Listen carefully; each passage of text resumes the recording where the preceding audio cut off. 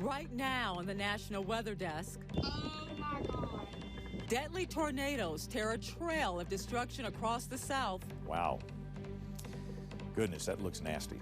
Whew. Destroying homes, crushing businesses, and uprooting lives. I've been trying to salvage what I can all day, and it's just hard. Our team coverage takes you to communities recovering this morning and looks at how the storms came together. As that colder air fought it out with the warm air, the result is severe weather. Also, the impact the California storms are having on the state's drought. You can have flooding and drought at the same time. Plus, we shine a light on the beauty and dangers of lightning. From our nation's capital, this is the National Weather Desk. Good morning and welcome to the National Weather Desk. I'm Angela Brown. This is really going to be a difficult day across Alabama and Georgia as communities start to heal following Thursday's devastating tornadoes. Here's what we know so far. At least 7 people were killed in the storms, all but 1 in Alabama. Dozens more are injured. The National Weather Service reported 33 tornadoes touched down yesterday. 33. Scores of homes and businesses are damaged or destroyed. And the last time we checked, about 43,000 customers are still without power.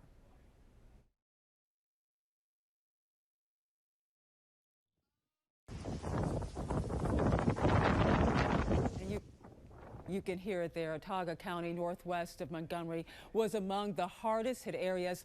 At least 6 people died in the storms here. Another 12 people are hurt.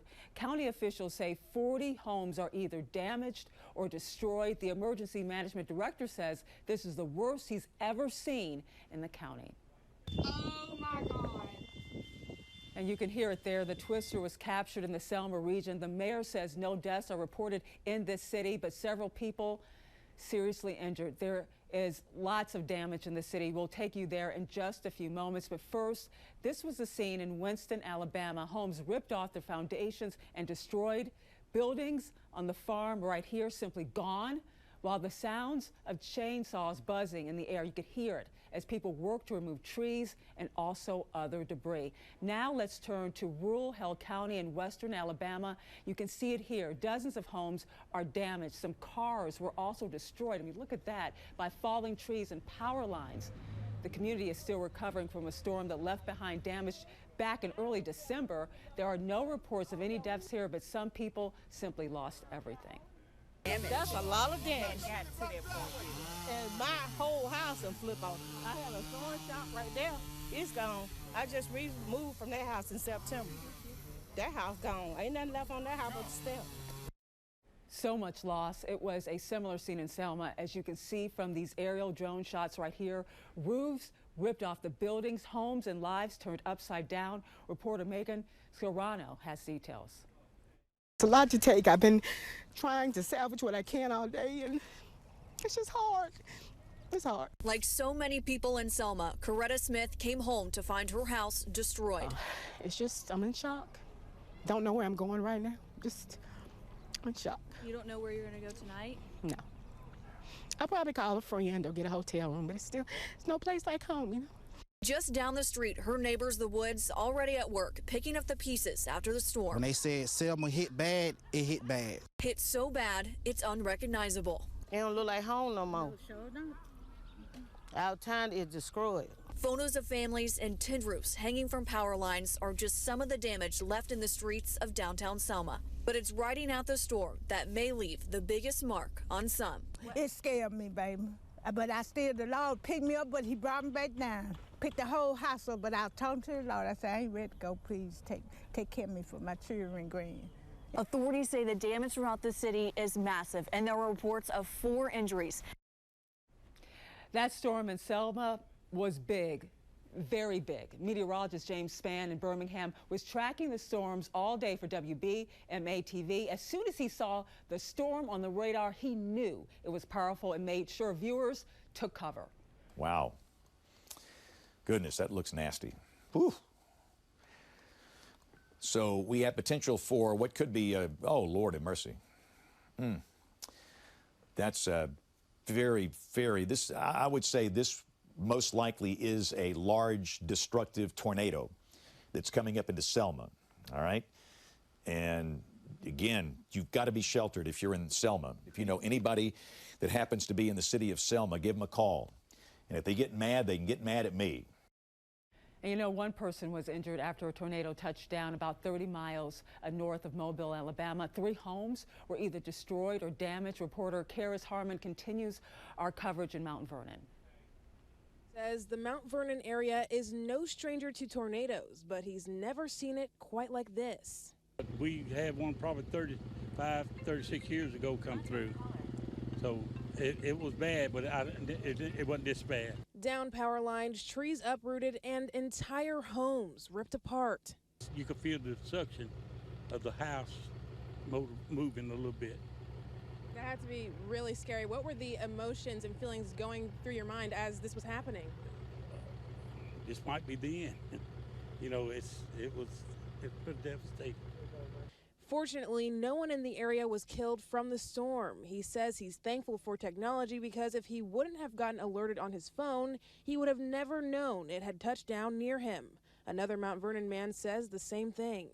I got the alert on my phone that a tornado warning was going to hit, and just out of nowhere, I heard a sound I never heard before. It sounded like a freight train come through here, and the wind picked up so strong. I had to jump out, and I ran out because everything was shaking.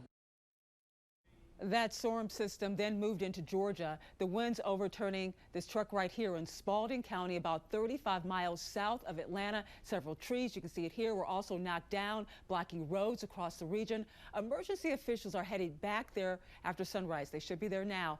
All severe weather watches and warnings in the south have been canceled. As we've told you, tornado season is 12 months a year. They are more common in the spring, but can happen really anytime. We asked meteorologist Dan Threlkeld to explain how these storms come together. Some people ask, when is the tornado season for our area? Well, forget about the calendar. It can happen any time of year if the conditions are ripe, and boy, they sure were. Colder air flooded across parts of the Rockies and into the plains where the temperatures had been 15 to 20 degrees cooler than normal. In the south and southeast, very warm and also high dew point values, very moist air. And as that colder air fought it out with the warm air, the result is severe weather. Hail, lightning, gusty winds, and numerous tornadoes. The moister the air is, the better your chance of having severe weather. Dew point values had been very, very high across the area. Power outages, we'll know the full extent of the storms once the National Weather Service site survey teams check out all the damage, and there's a lot to check out. We saw numerous tornadoes, lightning, and hail, all associated with the storm system that made its way through the south and southeast. So again, if someone asks you when's the tornado season, tell them it starts in January and it ends in December. I'm meteorologist Dan Threlkeld. Wow, and in California, as you can see right here, cleanup is still underway after a massive storm pounded the region. The latest system swamped the state with widespread flooding, mudslides, downed trees and power lines, and completely washed out roads. Thousands are still without power throughout the state. Homes and businesses were heavily impacted. Cloud 9 Collections, located north of Fresno, was nearly totally destroyed. Everything was, I saw floating Converse and clothing and a lot of really expensive equipment that's just gone now. So we're hoping to salvage what we can. The storm has been blamed for 19 deaths, and officials say cleanup could actually take weeks here. But another system is heading to that area. For a look at what's to come, we turn now to meteorologist Jordan Evans. Yeah, California is no prone to the atmospheric phenomenon known as atmospheric rivers. And to get multiple rounds that last weeks, I mean, it's definitely not the most common thing. So we do have another one coming in this afternoon, and then the main batch arrives tonight into tomorrow. So we're talking about heavy rounds of rain, snowfall by the foot once again. Keep in mind, snowpack up in the Sierras already at 200% of normal for this time of year, and it's only early January. Rain amounts, this will mainly be focused from San Francisco up to the north. In terms of the snow totals, again, by the foot, 3 to 4 isolated spots up to 5 feet of snow in the highest peaks. Where's the good news with this? Well, it's the drought, and we're looking at drought that goes away once we get more rain, and that will eventually fill up the reservoirs and restore some of the water supply. Angela? You are watching the National Weather Desk. And welcome back, everyone. Well, NOAA releases this graphic weekly right here, showing the parts of the country experiencing drought conditions. This one was released only yesterday. As you can see, even after weeks of heavy rain, parts of California are still in drought. You can see the colors right here, red and yellow. Emily Gracie spoke to the author of this drought monitor to find out how it's created. Yeah, so it's a snapshot in time of the current drought conditions across the country on multiple time scales. So we're not only looking at drought over the past few weeks or past few months, but even dating back multiple years, such as the drought that's ongoing in California that dates back to the 2019-2020 winter. There's many different indicators that we use, precipitation, soil moisture, stream flow, vegetative health. What's been the reasoning for the drought out west? Consecutive La Nina winters, which typically result in drier and warmer than normal weather across Southern California and the Southwest. Yeah, big reason for the long-term drought out there. I think over the past couple of weeks, people have been confused when seeing the drought monitor and looking at California. Can you explain why the flooding in California has not fixed the drought conditions there? Yes, yeah, great question. You can have flooding and drought at the same time. When we have these long-term drought conditions, multi-year drought, you have low reservoir levels, low groundwater levels. So it's going to take some time to replenish the largest reservoirs in California and also the groundwater. And also would note that the 3-year time period, 2020 through 2022, was the second driest 3-year time period on record for California. So this wasn't just like, somewhat of a dry 3-year pattern. This was a very, very dry pattern. So, this has been very wet 3-week period for California, but yeah, it'll take quite a bit more to overcome that 3-year drought. Well, we have a longer version of this interview posted on our YouTube page. We also have tons of other interviews and cool weather videos there as well. To see any of it, just search the National Weather Desk on YouTube and subscribe. You can also scan the QR code on the bottom left of your screen to connect with us on your favorite social media platforms. California has been walloped with lots of rain and floods the past 2 weeks due to a series of atmospheric rivers, and in higher elevations, it's been snowy. Let's go to Macon, where meteorologist Ryan Mirando explains why they'll get so much more of it. Notice the band of clouds over the Pacific that's moving to the northeast. That's our atmospheric river, or what some of us call the Pineapple Express. That's because it starts in Hawaii and then moves out to the west coast, bringing them all the wet weather. As the storms start to approach over the mountains, it falls as rain before it gets there. By this time of the year, they get usually around 5.5 inches, but some areas have gotten to over 14 inches of rain with all of the atmospheric rivers that they've been hit by. When it moves up into the mountains, into the higher elevations, it falls as snow. So far this season, they've gotten 4 feet of snow, one of the biggest snowpacks they've had in 10+ years. And we're expecting another 50 inches of snow to fall into the mountains in the Sierra Nevada. Pretty incredible out there. So really putting this into perspective, this is a regular car here, normally sitting around 5 or so feet tall. Even if we stack 2 cars on top of each other, when the snow begins to fall again with their next atmospheric river, they could be getting a combined snowfall upwards of 100 inches. That would completely cover me and almost both of these cars combined. It may not be all bad though, as the West Coast is in a pretty severe drought, and some of this rain and snow could help with some of those conditions. The storms in California, with all their rain and snow, have not been all bad news. As we mentioned earlier, they did put a very small dent in the state's drought. It's also good news for local salmon populations. Meteorologist Kristen Clark explains from Seattle, Washington. When we discuss the impacts of La Nina and El Nino, we often talk about the human element on land. Wildfires, flooding, drought. But El Nino and La Nina also have an impact on marine life. I love fishing. Last year, I had the opportunity to catch Chinook salmon off the coast of Vancouver Island. Salmon reside in the cold Pacific waters from Baja California to Alaska's Arctic rivers, where salmon spawn in fresh water but migrate to the ocean. El Nino and La Nina patterns affect salmon by changing the cold water habitats salmon thrive in. El Nino tends to result in a warm, dry winter with warmer water near the coast. Therefore, following an El Nino winter, the snowpack is smaller, with less cold water flowing into watersheds, degrading salmon's vital freshwater habitats, which could be detrimental to the West Coast salmon population. However, following a La Nina winter, salmon across the Pacific Northwest get a boost in stream flows from a cool, wet pattern that results in more freshwater habitats. La Nina conditions are expected to continue for the rest of the winter, so here's hoping for a healthy salmon population this season. And we move now to Wisconsin, where there's not a ton of snow, but it's getting cold enough for ice fishing. Already, however, one person had to be rescued after falling into the ice. Now officials there are stressing safety. Brady Meyer has more from Green Bay, Wisconsin. Every year, fire officials stress the importance of ice safety. Don't trust any ice.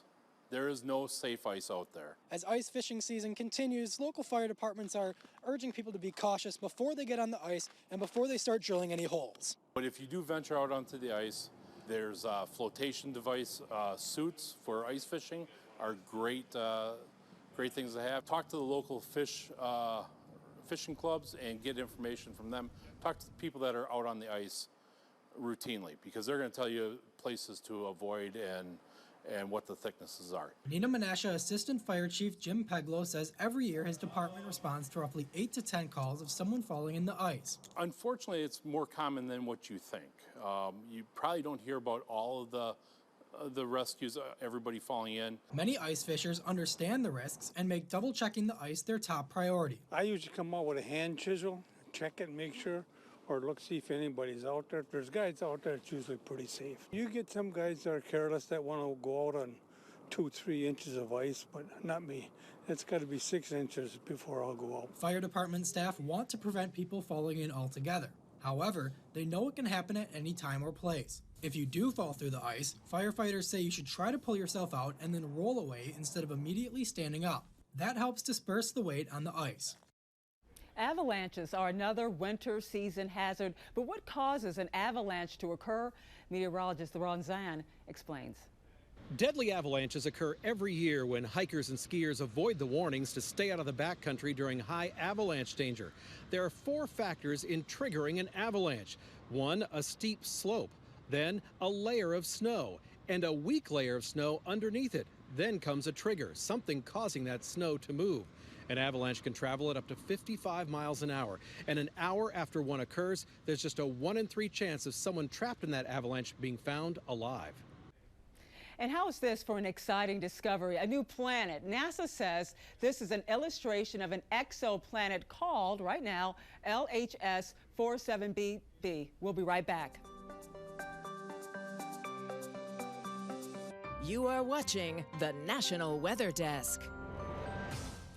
Have you ever seen a lightning strike that looks like it goes from the ground to the skies? Well, you're not crazy. That does actually happen. Let's take a look at how lightning travels with our Emily Gracie.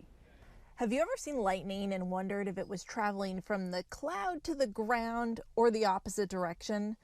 Well, the answer is actually both. To understand this, you need to know how lightning forms. So basically, during a thunderstorm, a bunch of negative and positive charges start building up in a cloud. As you know, opposites attract. So when those negative charges at the bottom of the cloud get strong enough, they rush toward the positive charge of the Earth.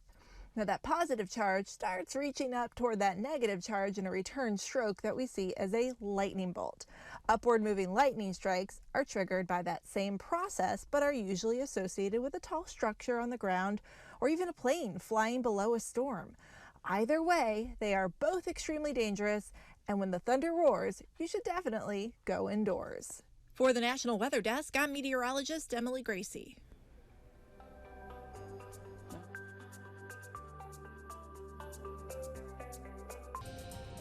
Thank you for joining us. We'll be back here Monday checking in on the next storm system hitting the West Coast. I'm Angela Brown. Have a great weekend.